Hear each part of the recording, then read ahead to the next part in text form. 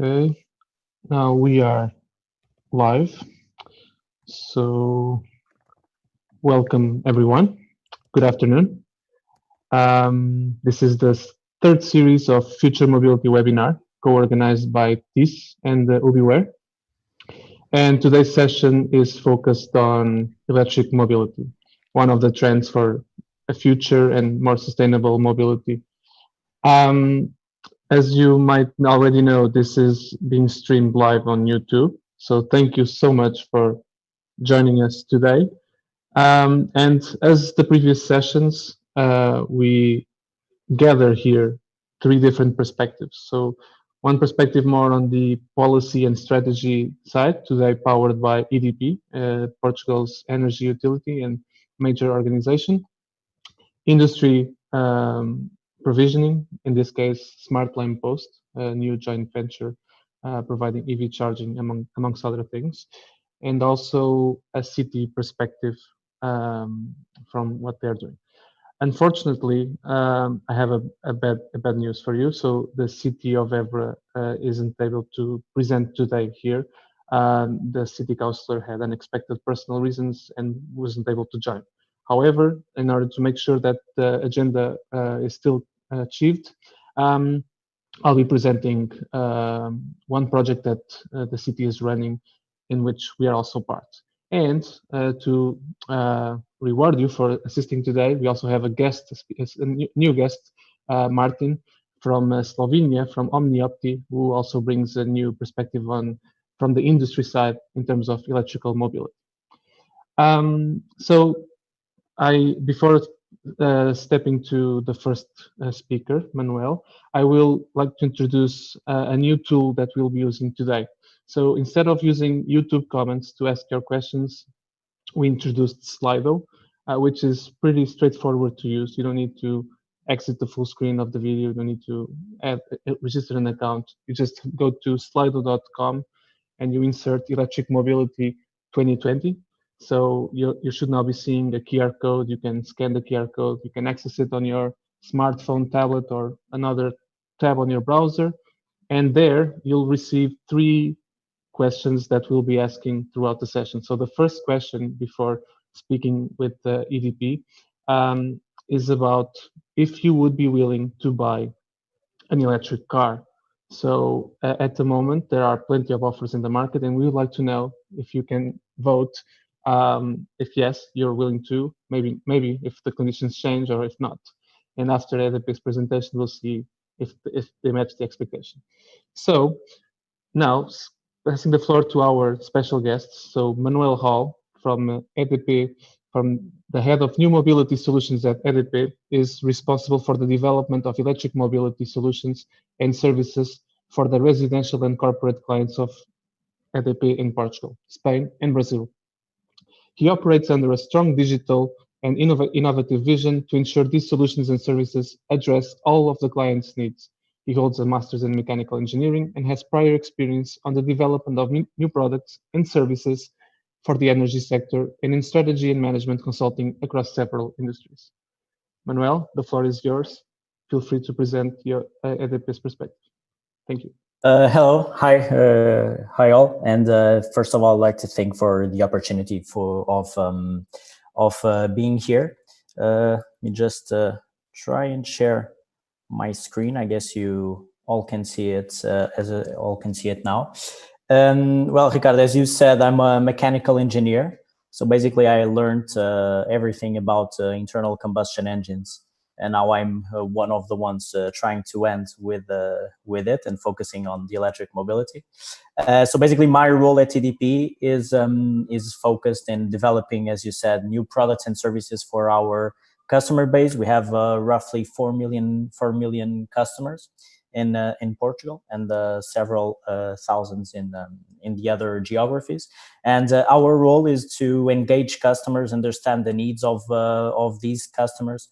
Also evaluate what are the market trends and develop tailored and integrated solutions that fit their needs. So without any further delay, let me just see. Yeah. So basically, what do we see what we see on the market, and I will focus a bit on the external perspective, so the market perspective, and then I will address some of the topics that make part of EDP's strategy within e-mobility. So basically, what we see on the market is that, as you can see on this chart, that the pace at which the EVs are growing is really accelerating and happening much faster than anticipated. What you can see here on this specific slide are some forecasts done by some reliable sources, and you can see that every year everyone is updating their forecasts because the numbers are beating the expectations. So really, what we see here is that the EV market is growing faster than anticipated. Of course, during the last couple of months, we have seen some setbacks, and of course that the coronavirus will for sure have an impact in the short terms. The next 1 or 2 years will be bumpy for sure, but the point is that the pace and the momentum is already there, and for sure that one of the growth pillars of this recovery, of the EU recovery plan, will be focused on what we say is the new energy world and the transition to cleaner energy. And of course that EVs will for sure play a very important role in that transition, and their contribution will be very, very large. So definitely there is an opportunity for us EDP in this market, which goes way beyond our simple commodity business, so selling energy. And we defined a clear strategy to address that. I will detail ahead.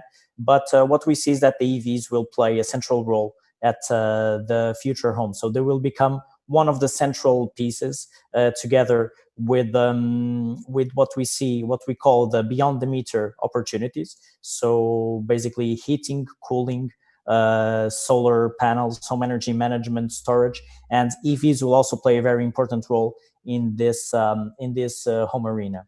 So these opportunities are a reflection of what we call in our strategic plan the 3 Ds of the energy transition. So decentralization, digitalization, and decarbonization. And these are some mega trends that we see that are here to stay. So regarding our strategy and our position in this market, so our aim is to engage the market with some integrated charging solutions that we bundle with smart services, and of course with energy contracts. So we leverage what we call the digital platform, that basically is a hub that connects charging stations and EV users. And based on their needs, we develop tailor-made charging solutions to meet these needs. So we will see further ahead that we already have some solutions that cover home charging, work charging, and also solutions for public charging. So basically our idea is always with the customer at the center. So here we call him the EV driver. We want to have solutions that fit all of these charging needs. So we see that major part of charging will be done in private areas, so home and work, and some research says that these will account for 80% of the charging needs. And of course, we will also have solutions for public charging. One of the points that we also always highlight to our customers is that when you compare EVs to ICE, so internal combustion engines vehicles, the way that we fill the tank, so to say, is much different, because we can use pretty much every opportunity that the car is parked to charge the vehicle using an infrastructure which already exists, which is the grid. And one very interesting number here is that every car is parked 95% of the time, either at home, at work, in a public, on the street, or in some shopping mall, supermarket, and so forth. So all of these are opportunities to charge the electric vehicle. So basically, our work is is focused in developing this integrated approach. And what we see on the market also is that, as it is the case in any developing market, we still have a very important role of educating customers and removing barriers for adoption. So we want to be present throughout the customer journey, since the moment that the customer is evaluating the purchase of an electric vehicle until the moment he already has the vehicle and wants to start charging at home, at work, or on the street. So we have solutions that address all of these steps of the customer journey, and I would like to focus a bit more on some of these. So to start with EDP EVX. EDP EVX is an app that we developed in 2018, and this app helps customers to understand whether an electric car would be the right choice for them, taking into account our personalized mobility patterns. So how does this exactly work? We use some of the phone's sensors, so namely GPS, also accelerometer, and some other information that we feed into a telematics module. And the customer logs into this app and he chooses his existing vehicle. So for example, I choose a Volkswagen Golf diesel version. So the system or the app knows exactly how much fuel this car burns and the average consumption. And then I would choose which electric vehicle I would like to simulate my life with. So what this app does is it analyzes every trip that I do, the distance covered, if I accelerated too much or not, and it calculates the savings that I would have if I was using an electric vehicle. So basically, what we want to achieve with this app is to give some personalized reports on individual situation of each customer, and we also draw some interesting conclusions for our business. So one of the first objectives when we launched this app was to fight what is called the range anxiety. So the fact that people think that EVs don't have enough range to cover their needs. And a very interesting conclusion that we drew from this app, and this data relates to Portugal and the Portuguese situation, is that on average each person in Portugal covers around 35 kilometers a day. So what does this mean? That my charging profile or my charging needs can be covered with a very slow charger, and this can also be so the point is we don't need super fast chargers everywhere, and we don't need the autonomy of 1,000 kilometers for each car. So basically this app also is an awareness app, and we want also to educate customers and they understand how their life would be with an electric vehicle. Then we also have some other solutions, and here you can see basically our solution portfolio that we developed. We started developing this portfolio in 2019, and last month we launched one of our latest products, and I will explain it in a bit. So basically, we have solutions for home and business, and here I'm just talking or addressing the private portfolio.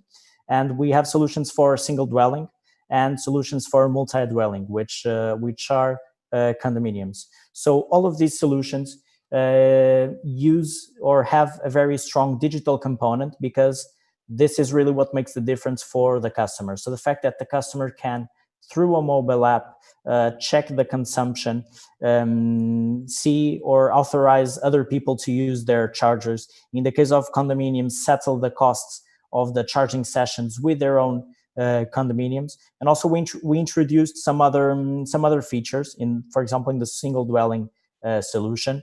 This solution is now connected into EDP Ready. EDP Ready is our home energy management system, through which I can control my solar panels, the consumption of my house, and I can also control the charging sessions in my vehicle. On top of that, we added a very interesting functionality, which is the load balancing.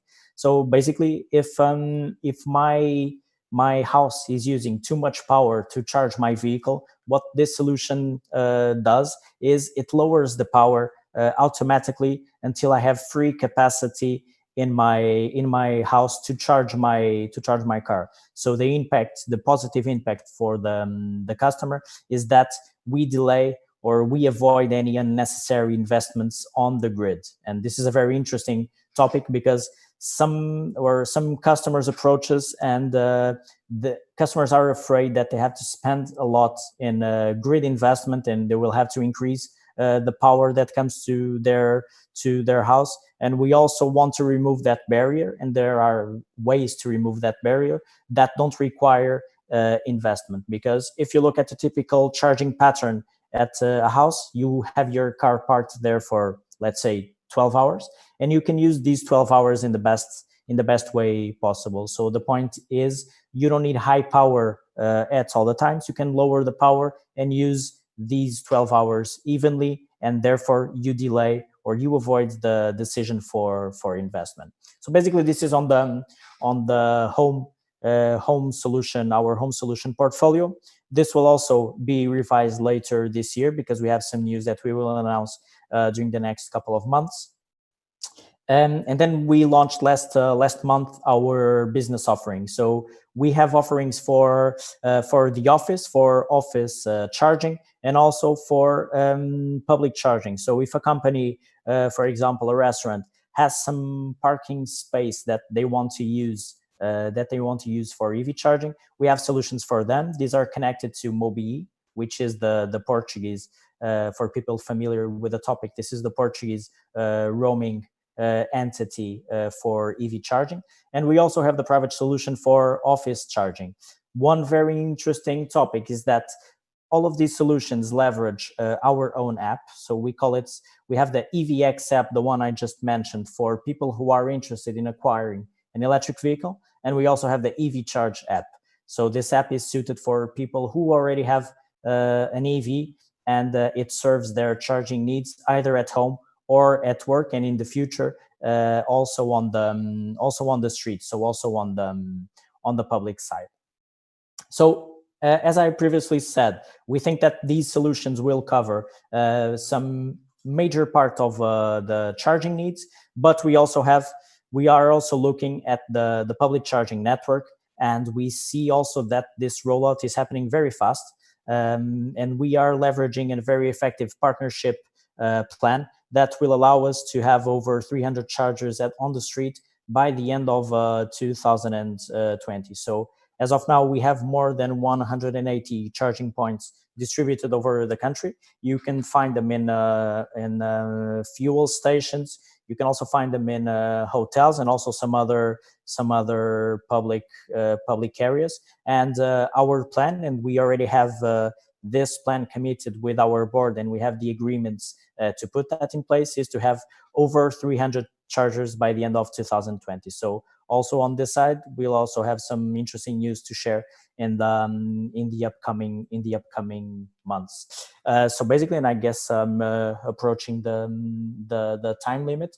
Well, especially in this current cost context, we see that decarbonization will play a very important role in the future. And we think that there is a large part of the stimulus package that will be focused on energy transition and the new energy world. And of course, there will be lots of incentives for purchasing EVs in the European Union in the forthcoming years. But this transition can only be achieved if we develop and we design our solutions together with our customers, putting our customers in the center. And that's why we are also betting a lot, as I guess I explained, in this kind of user-centric platforms, because this is really one of our key priority for success. And with this in mind, and all the developments that we see on the market, so the pace is there, the market is ready, the technology is there. So we foresee that the next few years in this industry will be nothing but very exciting. And of course, CDP wants and will play a very crucial role in this transition. So thank you very much. No, thank you, Manuel. Very, very nice on-point presentation. Very impressive portfolio of solutions. So I'm very happy that you were able to be here today presenting them. So if we now go back to Slido, and I hope people are engaged to answer our very interesting poll. We got quite a agreement within our answers, because most people shared positively that they are willing to buy a car, especially. So the difference was that 32% of the people said yes, and 68% said that maybe if the price is lower or the autonomy is longer. So I believe that this is aligned with what you presented, and I believe that more EV chargers will also support. So thank you very much. I don't know if you want to add anything in the meantime, and we'll present the second question. Just one comment to that one. So of course, regarding the cost perspective.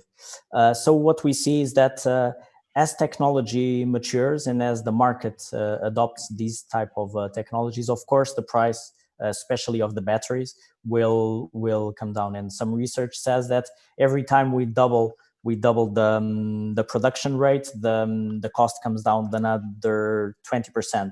So we have seen this effect in solar panels. Solar panels, the cost decreased a lot, more than 80% during the last 20 years, and we foresee the same effect on EVs, especially on batteries. So I think that point will be covered naturally by the market during the next couple of years. Thank you so much. So for our audience, thank you so much for all who have answered this first question. There are two more coming, so the next one should appear on your screen soon. And also on Slido, you have a Q&A tab, which you should share your questions to the panelists. So we'll be using those questions to, on the end of the session, have a debate here. So the second question is about, do you think EV charging infrastructure is limiting long journey options? So if yes, we need more and better EV chargers.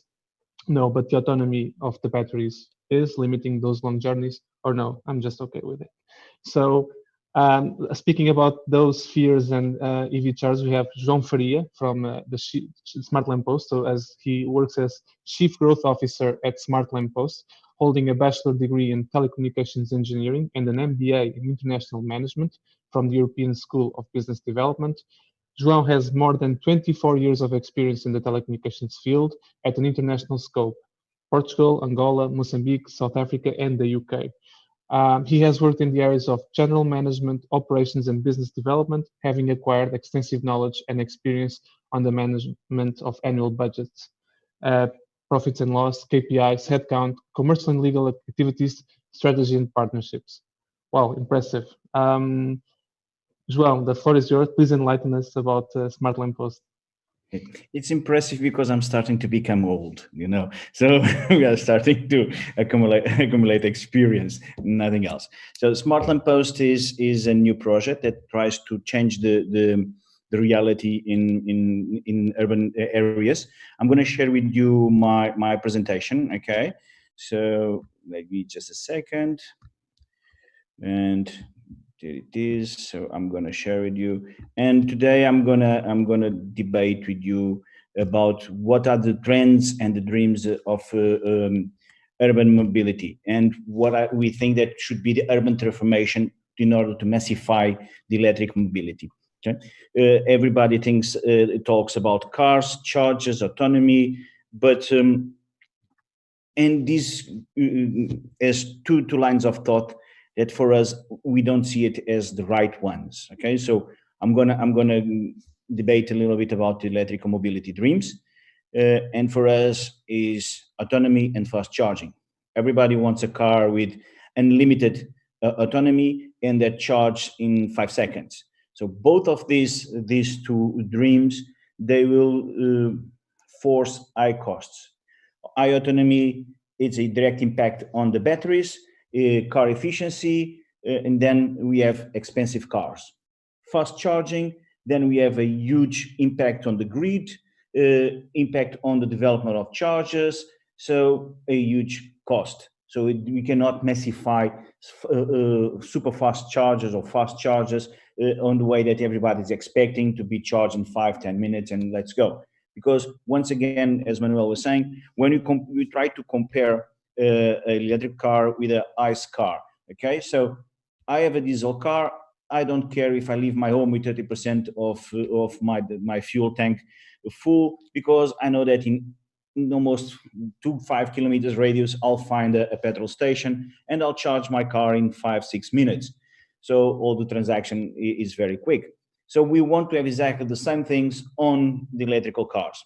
And of course, we always dream to go to Oporto and to Algarve every day. So we want a car with high autonomy. These two things are the ones that are stopping the massification of electrical mobility and the charging stations. We need to think about it on a different way. Do we need high autonomy? Do we need fast charging stations, or do we need more EV chargers? I do believe, and we at Smart Lamppost, we do believe that we should have more EV chargers, and we also need to bear in mind that where you're going to install EV chargers. We need to install EV chargers where the people live, not on a petrol station that is on the highway or in a nice park with the EV charger that is 10-20 kilometers away from my workplace or my house. We need to have this massification on the urban area where the most of the population is. So we need to guarantee that when I drop my kid at school and I'm there for 15 minutes, I can charge my car. Then if I go to the gym for an hour, I can charge my car. And then if I go to the office, I can charge my car. So on my daily commute, I should have the opportunity to charge my car, okay? And this, if I have the possibility to charge my car in every community, I don't need high autonomy, because I know that where I park my car, I'll charge my car. I don't need fast charging, because I know that where I park my car, I'm buying those extra 20-30 kilometers that I'm going to need for my next commute. So how can we do this? In order to do this, we need to transform the cities. We need to transform the way that the cities are organized nowadays. And we Smart Lamppost, we are presenting a solution for that. That is Smart Lamppost itself. So what we are seeing is, when we try to talk about EV chargers, they are on the sidewalk. But imagine now talking about 5G. They are the next 5G will need to be at street level. Then we have parking meters, and you start looking at the number of services that you are providing to the people on an urban area at the sidewalk is increasing every day. And now we should talk about smart cities, and you'll see that the number of services will increase.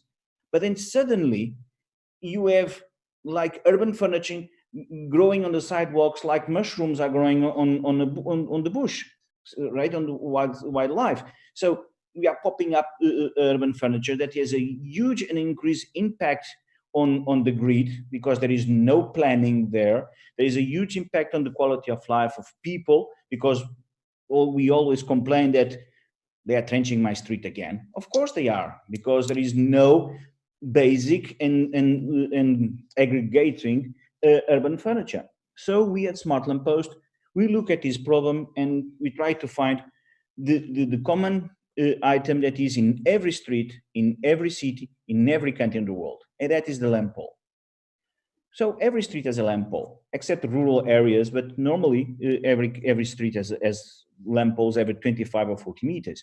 So we have adapted the lamp pole in order to have space for a power switchboard, telecoms, active and passive, so we can install a 5G small cell here, and a multi-purpose space where you can have a charger. For instance, this picture is taken in Guimarães, and is a 2 times 22 kilowatts charger with my card reader, my LCD screen, and is MOBIA certified. So it means that I can charge 2 Teslas here.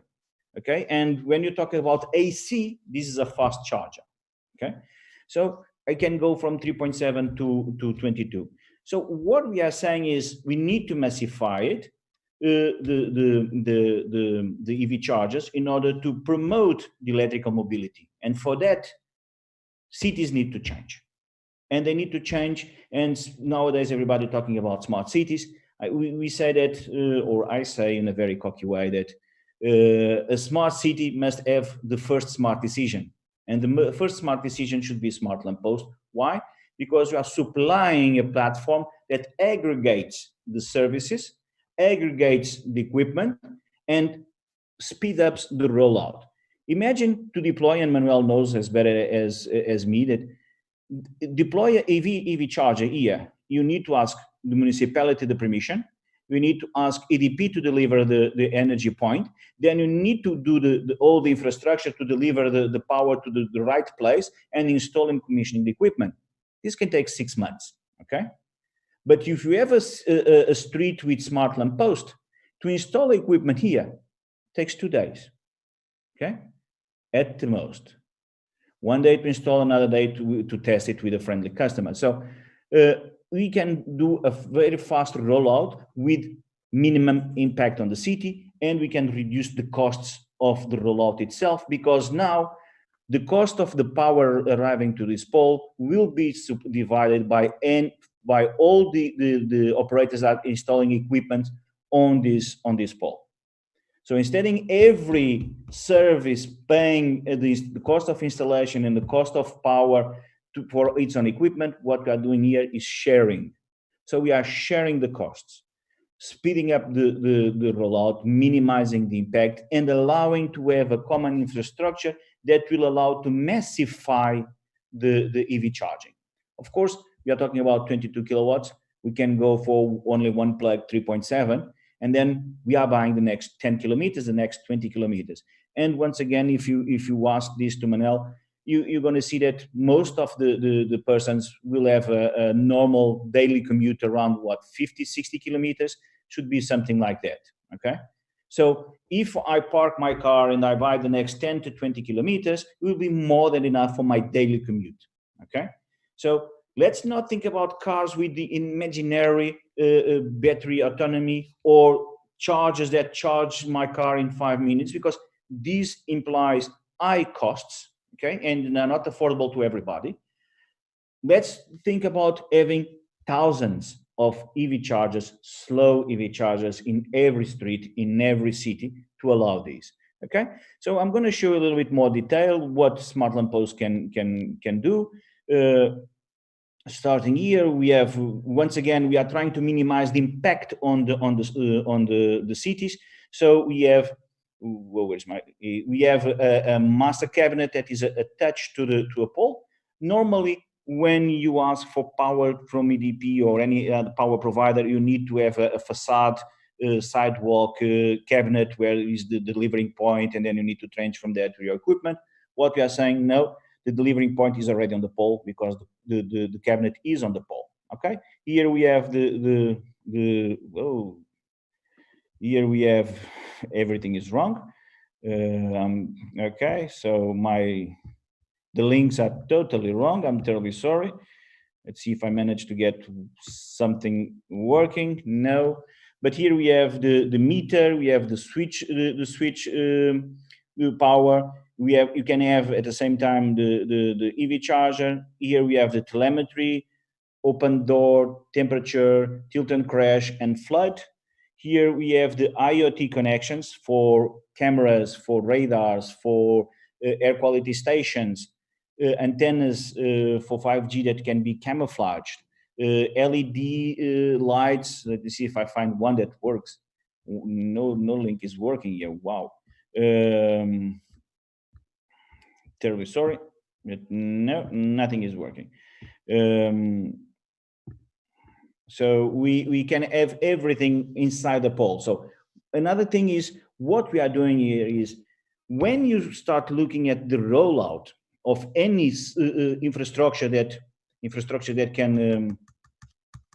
you can provide to the no, now we have a big problem here.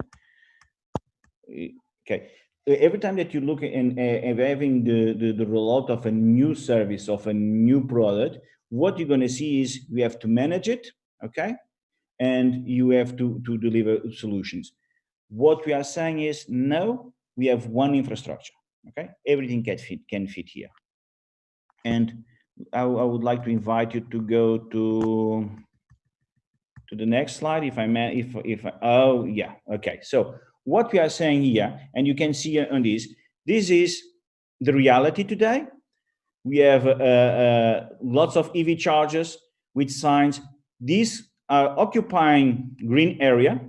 They cannot do anything else besides charging. Here, they're occupying sidewalk, okay? So even in old cities, like we have in Portugal, if you're starting using the space on the sidewalk, what you're gonna have is for handicapped people, for elder people, you are reducing their space, you are invading their space.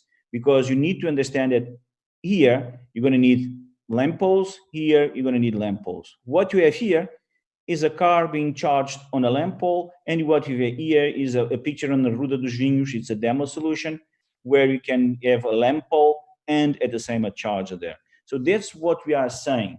We need to change the urban area. We need to change the cities in order to massify the electrical mobility.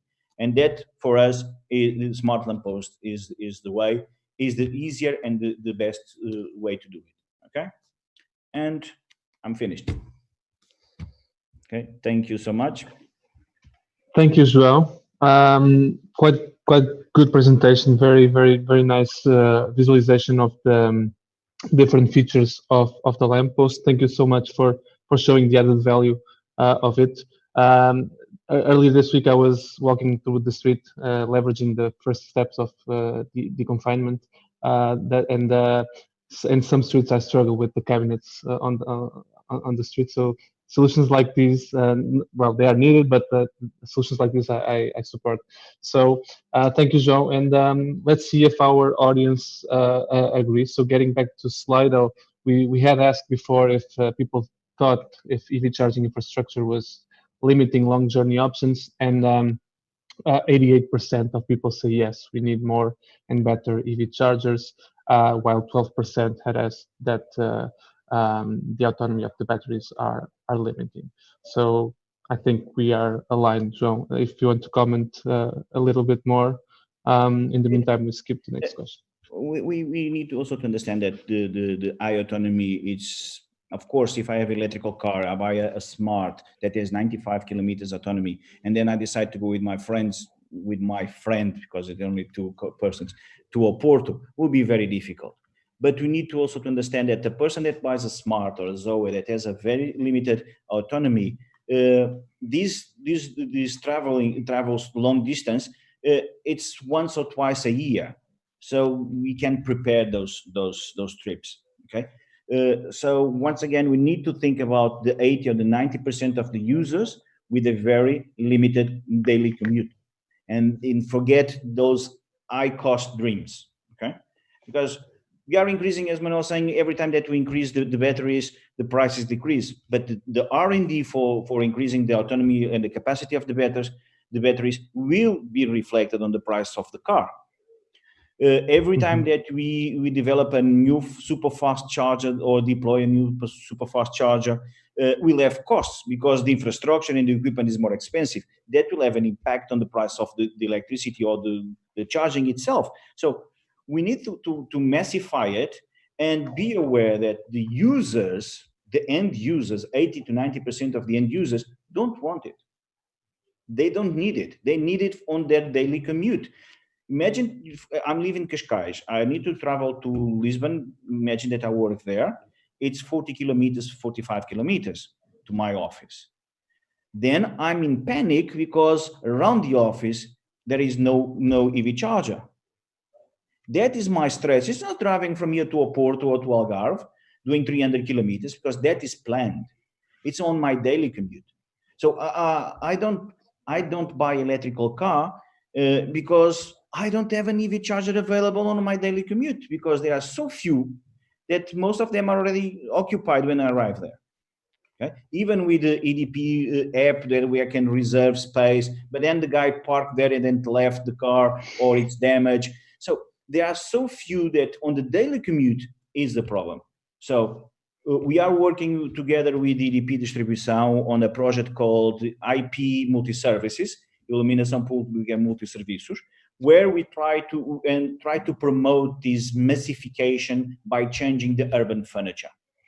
We need to reduce the costs. And that is what nobody will roll out a network or a wide network or super fast chargers because it's too expensive. But it's possible to massify it if you're going to go for slow chargers, and then we can have hundreds of thousands of slow chargers for the price of a super fast charger. And then for the daily commuters, that is what they needed and require. Thank you so much, Joe. And the next question is about incentivizing users to adopt electrical mobility solutions, and we want to know from the audience which options they think the prices should be reduced or where they should receive rewards for using them. So the first option is acquiring an electrical vehicle. That could be a car or a scooter. Using on-demand electric mobility, so having reduced price for choosing for taxis or Uber or lifts that provide electrical options instead of diesel or gasoline. Taking collective mobility at a reduced price, so taking the bus or the train. Opting for shared micromobility, so using scooters, but the ones that are deployed on the street and that are provided for the community, or none of the above, if we shouldn't provide any mechanisms for reward.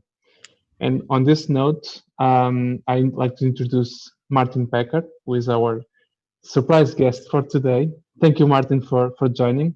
Martin is streaming live from Ljubljana in Slovenia, and he is since 2018 the manager and founder of OmniOpti, a company dedicated to the development of advanced solutions in various fields of smart city operations, namely logistics and mobility. He holds a diploma in mathematics from the University of Ljubljana and has extensive experience in strategic research and innovation activities towards sustainable and alternative solutions for smart cities and communities. Martin, please, the floor is yours. Feel free to present your solution. Thank you very much. Really happy to be here. Yes, as I mentioned, as was mentioned, I'm a mathematician by profession, and optimization is my passion. So most of my career, I've worked on logistics, mobility. So this is where the majority of my experience come from. However, also for a couple of years, I've been involved also in other smart city topics. Also managed a cluster for smart cities in Slovenia for a year. So I have also a bit wider overview over this field. However, okay, let's focus on mobility and logistics. We are dealing mostly with route optimization. So the basic problem that companies especially face is the vehicle routing problem.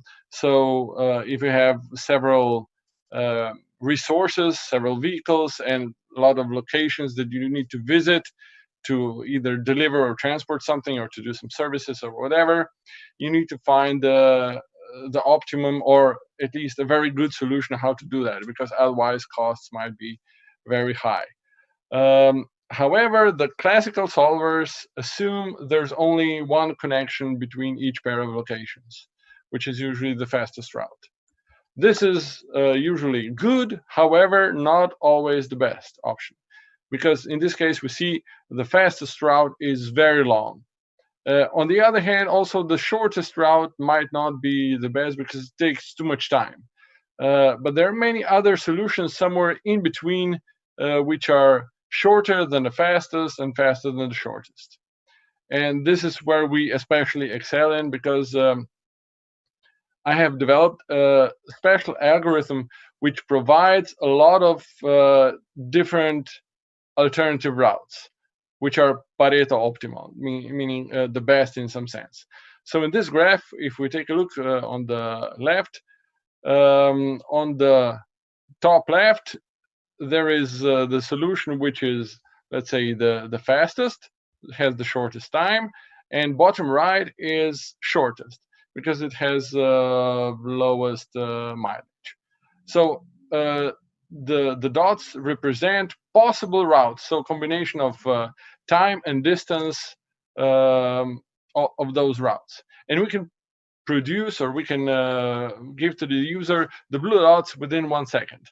So it's something like, let's say, Google Maps, only that we provide more options, more opportunities, more possibilities.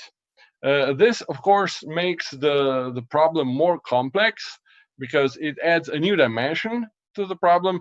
Instead of only one option, you have several of them now. But this also enables finding better solutions.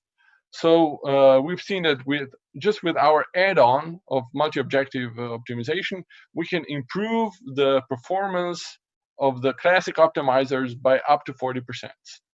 And this is especially important here in the electric mobility.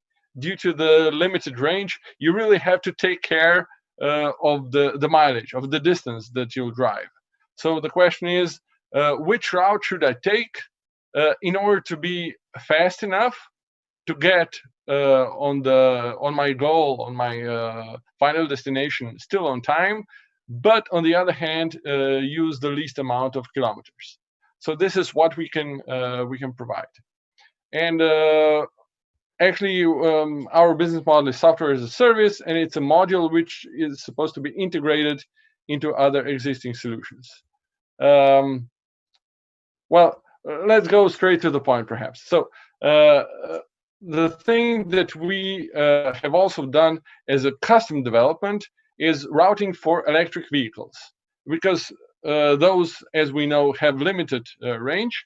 However, if we have a database of chargers, we can find a route which is most suitable and also suggest which chargers to take on the road.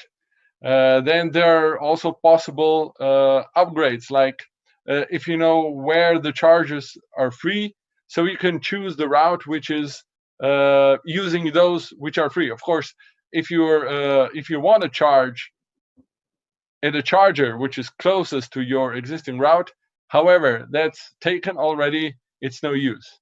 So we can take several objectives into account. So this is a screenshot of our tool, which shows us different charging locations along the route that should be used. And this can be, of course, done anywhere. So and the algorithm is very fast, even though that mathematically it's quite complex. We've developed some special speed up approaches that can enable doing this really fast enough for, let's say, kind of server applications, something like a Google Map.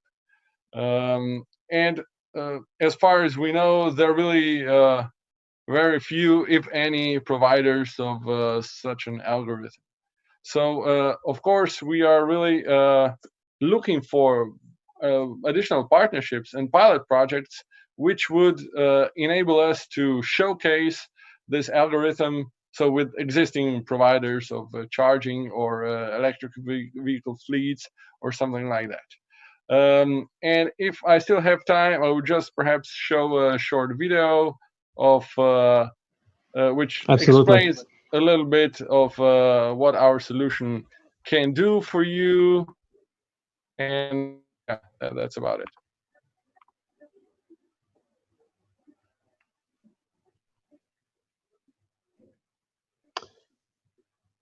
We are not yet seeing the video, Martin. We're not seeing. Okay, sorry. Maybe you can stop sharing and then share again Uh-huh. the video. Oh, yeah. Stop share. I only, yeah, apologies. I only shared the window, PDF. probably. Just a second. Yes. Thank you for letting me know. I'll share again. Okay. Okay, I hope you see it now. Yeah, it's on. Thank you. Thank you.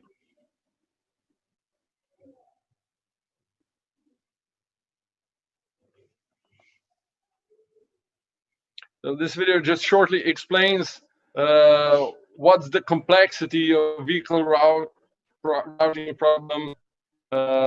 It really grows very fast, faster than exponential function. Now with the coronavirus, we know a lot about exponential function, but this n factorial is growing much faster. So it's really, really complex.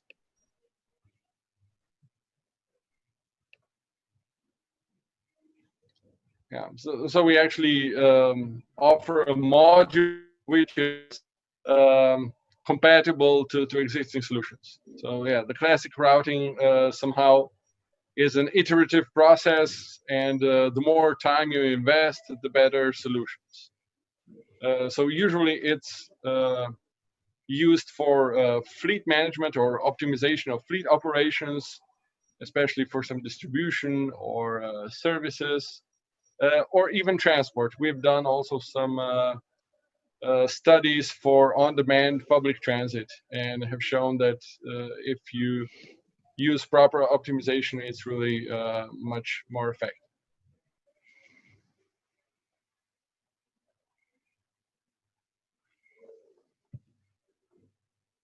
So with alternative routes, you get additional savings of the distance.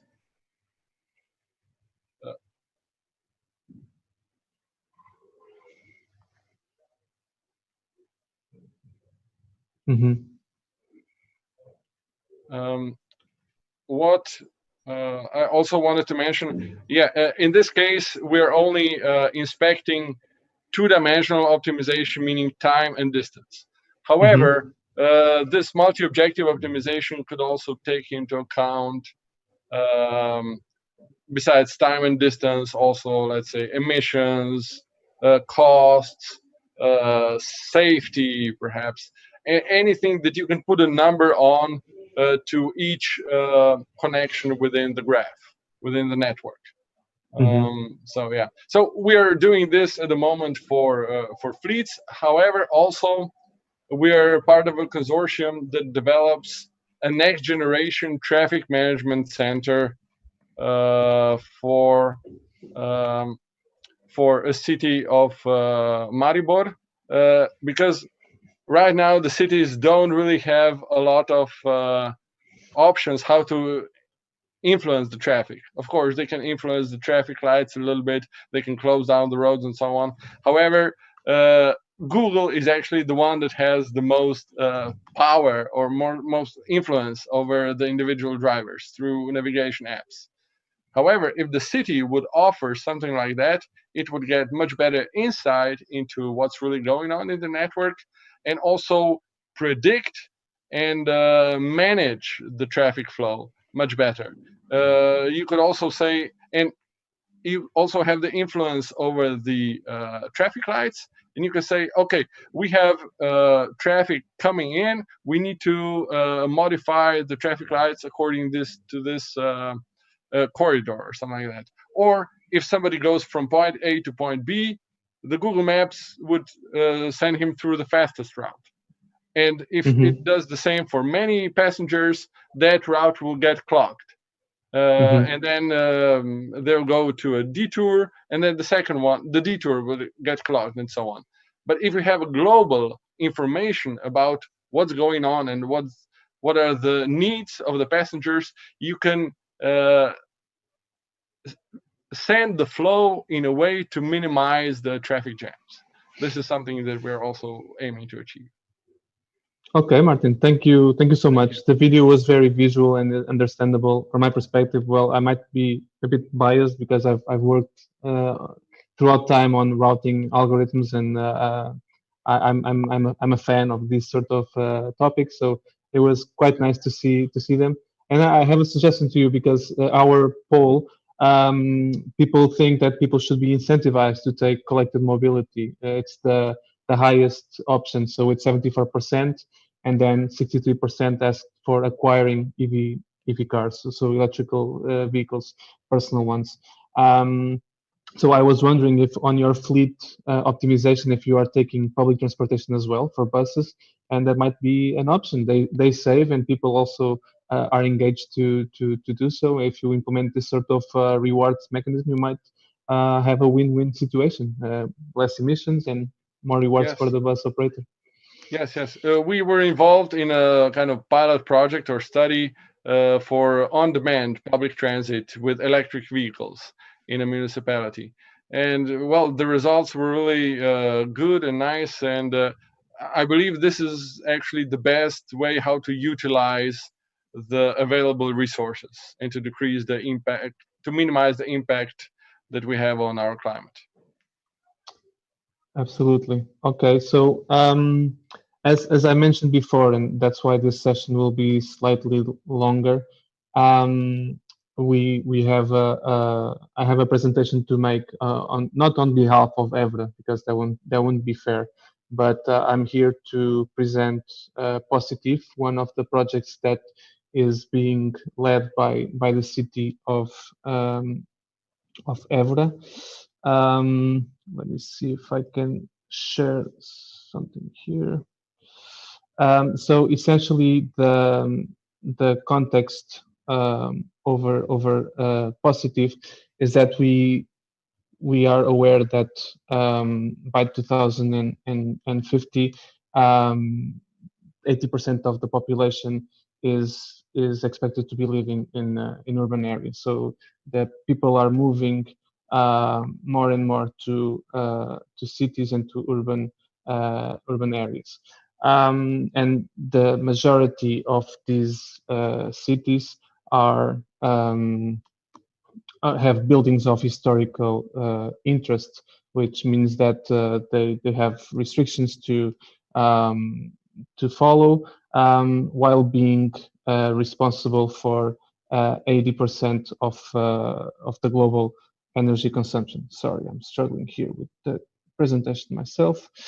So despite being part of this problem, cities can also be part of the solution. That's the goal of Positive, European project funded by the Horizon 2020 program on the Smart Cities Lighthouse project that aims at involving cities with heritage sites in Europe's renewable energy transition.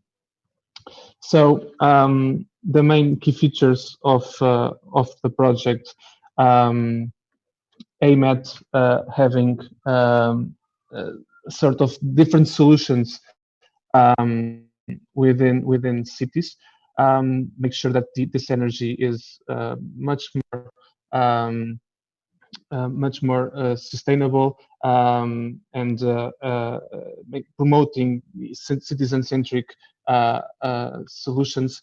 And essentially, it's I don't know why this stopped. Hold on a second.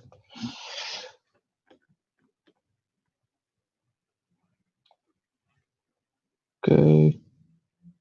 Sorry, but my browser just froze, and I'm expecting it to resume again.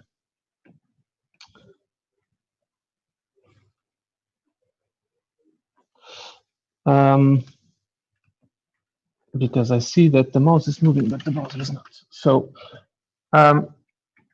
anyways, the Positive basically is tackling these challenges of electric transition, aiming at two different lighthouse cities and other follower follower cities. Let me see if I can fix this. The city of Evora is one of the lighthouse cities, together with Alkmaar from the Netherlands. And my idea here today, if the browser would act normally, would be to present what solutions they are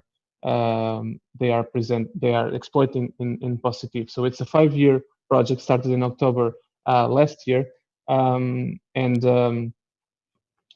essentially the city is promoting different topics.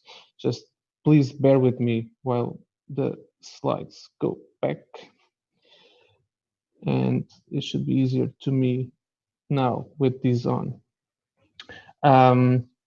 So Evra is investing a lot in renewable energy transition while following the restrictions that UNESCO has promoted as considering Evra as a World Heritage Site. So as I've mentioned, Positive combines positive energy blocks and positive energy buildings and aims at promoting this in different cities across Europe. So the two cities leading the project are Alkmaar and Evora, and the follower cities are basically then following the best practices and replicating the success stories from these cities. And they have organized, and we are working in 4 different transition tracks, which mean that they aggregate different solutions and integrated solutions and 4 different topics. But for the topic today, for this webinar, we will be focusing on 2 of them: the e-mobility integration into smart grid and the citizen-driven innovation in co-creating smart city solutions. So the number 3, e-mobile integration into smart grid, promotes vehicle to grid. So a smart vehicle to grid interaction for EV charging, as well as e-mobility services for citizens and auxiliary EV technology. So technology promoting the electrical vehicles. While the ETT number 4 promotes the energy transition track. Number 4 promotes citizen-driven innovation in co-creating smart city solutions. So tackling an interconnected city ecosystem of interoperable and modular solutions, promoting social innovation mechanisms towards the citizen engagement. Furthermore, since the stakeholders involved are not just the municipalities, but other policymakers, managers, citizens, community all across the city, these are the people involved in this open innovation ecosystem. So, as you might know, and I hope you have visited the city before, Évora is a wonderful city in Portugal that is considered World Heritage by UNESCO. Concretely, it's a medium-sized city that clearly assumes its vocation on heritage, culture, and sustainability. The strong cultural dynamics that have marked the city life in these last few years led to the commitment of the entire society in the bid for European Capital of Culture 2027. As you might see, it's very close to Lisbon. It's slightly less than an hour away, if my math doesn't fail me, with around almost 60,000 people living in an area of 100 and 300 square kilometers. The demo sites that Évora will exploit, so the technology that the Positive will implement, will be in 3 different demo sites. The Évora City Center, so as an UNESCO World Heritage Site, it represents a challenge in terms of deploying solutions, as some of our speakers had mentioned before. So we cannot just deploy solutions that modify the facades and even the roofs of the buildings, considering today's energetic landscape and a sustainable greener future. And this applies to different cities, not just Évora, but different European cities with a strong historical heritage. And Valverde is a small rural village in the countryside of Évora, which has been an innovation hub in what concerns energy-oriented projects and within Positive. Valverde will take to the next step its energy transition by reaching a positive energy performance. Last but not least, 2 sites, one industrial and a commercial one, will entail different challenges in terms of energetic performance, equipping with the most up-to-date ICT infrastructures, and promoting them in a science and technology park, as well as commercial buildings with different stores. And concretely about the solutions that Positive aims to demonstrate and perform for the idea of vehicle to grid and small solar power driven charging stations. These are to support the demand supply energy management with a scheme of smart charging management at the district level. So on this demo site, we'll have different districts to increase their large scale energy storage capacity and promoting more environmentally friendly mobility solutions. From the citizen perspective, this will as well address the mobility aspects and trying to reduce the congestion of private and municipal owned cars for short distance. One thing that I forgot to mention, that, well, I've been talking about the project called Positive, and given this slight burden with the Google Chrome, Positive stands for a Positive Energy City Transformation Framework. And as I mentioned, it's a 5-year smart cities project, and to make sure that it delivers its long-term impact to the city while focusing on the citizen needs and embracing the citizen-centric design, it is only possible to do it with its large consortium. The consortium is led by EDP Lablac, so a different unit, but from the same organization as Manuel, and is formed by 46 partners from 13 countries, from Portugal, Spain, Italy, Germany, Greece, the Netherlands, Slovenia, Hungary, Denmark, Finland, Austria, Belgium, and Switzerland. In Evra, these are the consortium. As you might see, Ubiwhere is represented. Also, the City Council of Evra, as well as EDP, as a lot of partners from all over Europe, making sure that solutions like the smart lamppost and this peer-to-peer energy transaction for the citizens make it more sustainable while ensuring the World Heritage restrictions and features. So I really thank you for your attention on this small presentation that went terribly wrong in the beginning, and I would like now to ask my colleagues that are supporting us here. No, I will share. Sorry, I will share the Q&A that our audience have answered. So I will switch here to this different tab. Hold on a second. And I would like to ask our panelist speakers, because our audience have asked these different questions that we have here, and we have a top ones with more votes, which I really thank them for contributing.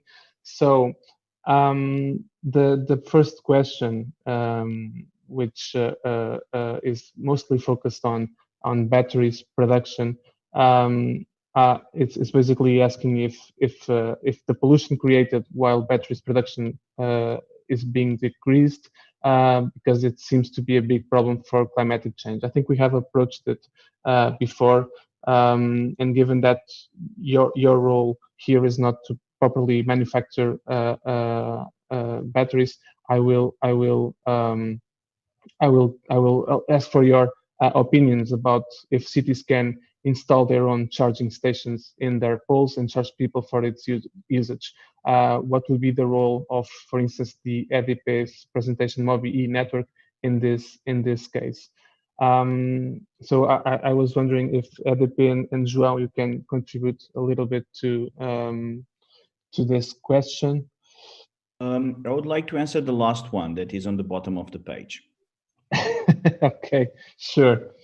Because the other ones are more related with the operation of EV charger operator, and Manuel will be able to answer properly more than me. Okay, I don't know a lot about the business itself of operator, but having lots of 3 kilowatt chargers, it's not a solution. I must disagree. It's not a solution if you're talking about a full battery. But we, on petrol cars, we don't have a full tank every time. Sometimes we drive 30, 40 kilometers already on the reserve, and we don't get in panic. So we need to change the paradigm. If you want to have the same driving experience in an electrical car that we have on a petrol car, we need to have the same comfort that in any point in time we are able to charge our cars. And we don't need to fill our tanks, because most of us don't get our tanks full every time they go to the petrol station. We just need to buy the next 20, 30, 40 kilometers for our next commute with the comfort. But when we arrive, we're going to buy another 20, 30, 40 kilometers. So the massification of EV chargers, let's not discuss about the power, if it's 3.7, if it's 10.4, whatever, but the massification of EV chargers will be the only path to give the electrical car drivers the same comfort that you have on a petrol car. And at any point in time, I can stop and charge. I can stop and get my get some petrol. This is the comfort that we need to guarantee. And for that, we need massification. And to have a proper massification, urban centers need to change, need to be prepared for that massification. Okay? So that's why I don't agree with what was said on that question. Manuel, would you like to comment on this one or any other question that you see on the screen? Yeah. So, well, actually, I could also answer the one about the batteries production and the pollution created, because and actually, as you correctly mentioned, this is not our business. We're not manufacturers, but we are also as I explained, we are also in contact with other entities on the market. So we have some knowledge about it. So last month, actually, the first very detailed study about life cycle analysis of electric vehicles was released in Europe. So this accounts for every CO2 emission or every CO2 that is emitted from the moment of production until we scrap the batteries out, and the results are very promising. So on average, what one of the findings was that in the European Union, the ICE vehicles, so internal combustion engines, emit in total throughout their life cycle 3 times more CO2 than an electric vehicle. But if we come to the extremes, so Poland is one of the heaviest or the most carbon intensive grids in Europe, also due to their generation mix and generation portfolio. And even on that case, the results are that an electric vehicle emits is 30% better than the ICE vehicle. And in the best case scenario, if you have the EV running on clean electricity and the battery also produced with clean electricity, because this is really, these two are some of the strongest drivers, the EV is still 5 times cleaner. So I think that some of this data answers this question. Then the other one you had about MoBe, what would be the role of MoBe in the polls and the charge? Yeah. The so first one. In that case, yeah, as the legislation is today, every public access charging point needs to be connected to MoBe and operated by one of the approved CPOs. So I envision that the role of MoBe would still be the same. And these posts, as João said, they all have cell phone or 5G connection. So connection wouldn't be a problem. And if necessary, they can be connected to MoBe's platform, and cities could charge people for its usage. That wouldn't be a problem. And also, I see a third question there. How does EDP? No, before moving, sure. Before moving to the next question about MoBe, we can compare MoBe to CIBS, right? CIBS is an entity that controls all the transactions on the multibanco ATM machines. So we can have MoBe like the entity that controls and manage all the transactions on the EV charging, right? We can, in an easy, very simple way, we can compare them. Or am I wrong? No, it's right. So MoBe is a roaming or an aggregator, as you would call in the banking industry. So the role is exactly the same, and one of the ideas was really to replicate the success case that we had on the payment industry in the 90s with CIBS. Exactly. So that one, how does EDP can ensure access and provision of services on its platforms for other market services providers? I'm not sure if I correctly understand this but let me try to break it down into two. So access and provision of services on our platforms, you can have access to every service we provide if you're an EDP customer. So basically, you can just use one of our existing sales channels, and we can provide some of these services. And for other market services providers, I see here that well, maybe looking from another angle, EDP also works a lot with other market players and also other vendors on the market, and we actively engage some of these companies because we're always looking for very good digital solutions that are out there on the market. So actually we are very proactive. If this is the question, we are very proactive in looking for partnerships with other entities or agents or vendors on the market. Mm-hmm. I think it will be interesting to see if other service providers could be the one from Martin, for instance, if he wants to bring in a solution to Portugal, if he would be able to see Mobi's EV chargers availability for his routing algorithms. And on that note, Martin, if you see it fits, how likely it is that people would adopt these navigation apps, and even the one from EDP that shows the behavior of EV electrical vehicle. Sure, feel free to answer. It's a tough battle, definitely.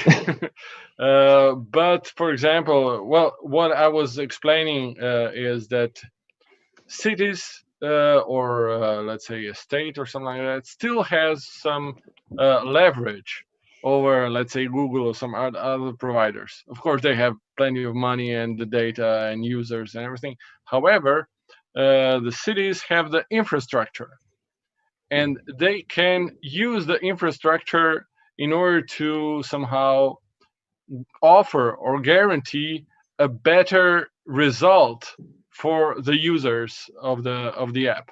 So if there would be enough, let's say, critical mass of the users, then the traffic flow could be distributed in a more efficient way, also modifying or somehow using the infrastructure in the best possible way in order to guarantee better outcome for the users. So why are we using Google right now? Because they tell us where is the fastest way to our destination, how we will get there. But if we knew that somehow, if we would be offered a better alternative, which would, let's say, on average, give us faster access to the destination, I think it would be rather simple decision to make.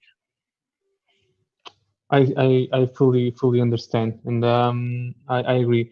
We really don't have much time left.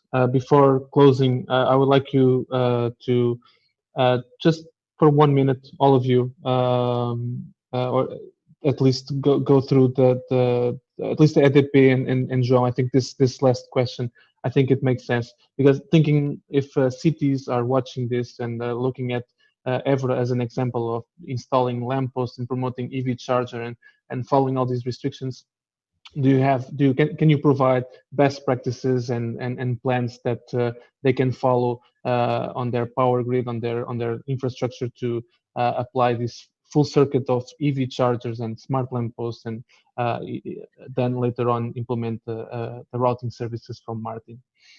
I think, Manuel, if you allow me to start.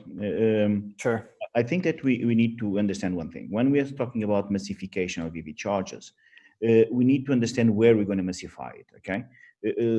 I live on a neighborhood of each one of us have a garage, so we charge our cars at home. We have fiber and 1 gig uncapped, so we don't need 5G here because we have already, for our daily needs, we are already covered with good coverage of fiber and mobile coverage. So where we're going to massify this, where the resources are not available. So we need to understand that we need to look at the cities and see where we have the biggest concentration of people during the day, where we have the less resources available. And normally, if you go to Lisbon, is where the offices are, where the shops are, where the malls are, where we have during the day lots of concentration of persons. So we need to look at the cities and see, do we have resources here? Do we have EV chargers? Do we have parkings? Do we have 5G coverage? And then do we have a power grid there? Okay. So this implies a planning. We don't massify just for massify. We need to understand that we need to plan it. And what we have faced in the past is lots of ideas are popping up on the cities. They call them smart cities, but there is no planning. There is no basic infrastructure. What we are saying now, we need to stop down. We need to plan our cities' technological growth. We need to have a base infrastructure. Then from that point on, all the rollout will be easier. I don't need an EV charger where everybody has a garage. I don't need 5G where everybody has fiber. I need where it doesn't exist. And then if you start planning, then ADP can plan also the growth of the grid. ADP can even change the IP. There was a question there that was for the IP is not available. ADP at this moment is already 2 trials of IP connections at 43.7 kilowatts, 24/7. So even the ADP distribution is changing the way that is feeding the grid, the IP grid. Okay, so this needs to be planned. This of course takes time. This of course needs money. And that's why we need also to look at these not on an individual case, but as an overall urban change. And then the municipalities, the mayors need to take part also. The EV chargers need to take part also. The utilities need to take part also. Even the political regulators need to take part also. The government needs to take part also. Because otherwise you're going to have in the future cities, they say they are smart cities because they have sensors here, they have one EV charger there, but they were not planned. Okay? What we are proposing here, we need to start plan our cities in order to massify certain services and give them to the population on the right locations at minimum effort, with minimum costs, with minimum impacts. That's what we Smart Lamppost try to defend. Yeah, okay. Just adding up on one of the topics that João mentioned, which is very interesting, is about the planning. So the planning, I totally agree, shouldn't be done on a granular level. It should be done on an aggregate level, taking into account the effects of the impact of the deployment of EVs in a city. So the effects are much larger than just trying to calculate that specific investment. Also it has a very big impact on what we call the demand curve throughout the day. So it will completely change the way we consume energy. So if you look at the demand curves of the power demand curves, as of today, you have peaks in the morning, peaks at dinner time. And what we are saying is that we are shifting these demands to the nightly period, where we have capacity available and the renewables are pumping, wind is blowing at night. So there really is capacity that we can also use to fulfill the customer needs. Because at the end, as I guess João also mentioned, and this is the way we at TDP see this point. Sometimes you don't need to invest a lot in the grid. You just have to be clever and smart in the way you use the existing power. So the point is, I don't care if my car charges from 8 p.m. to 11 p.m. or if it charges from 3 a.m. to 7 a.m. The point is, I just need my car to be full when I leave my house. So that's really the point. So instead of looking for that raw number in terms of investment, we are also looking into other drivers that allow us to reduce or even in some cases avoid that investment. But all that comes with planning. Makes sense. And I think that a smart city then should do as we are doing here today, joining the demand, the need, and the smart mathematicians that help on planning and algorithms to make sure that we become more efficient. So thank you all for joining us today. Once again, our apologies for having to improvise a little bit on the agenda, taking slightly longer than we were expecting. Thank you, Manuel, João, and Martin, for your very good presentations and timely respecting the clock. I look forward to having your feedback also on the ebooks that we'll be sharing after these sessions. And thank you to all our audience that actively asked questions and answered our questions. We are really appreciating your availability today as well. So thank you all. Take care. Stay tuned for more sessions. We are all available here on YouTube, so just a matter of following, and we'll notify you for updates. Take care. Thank you. Bye.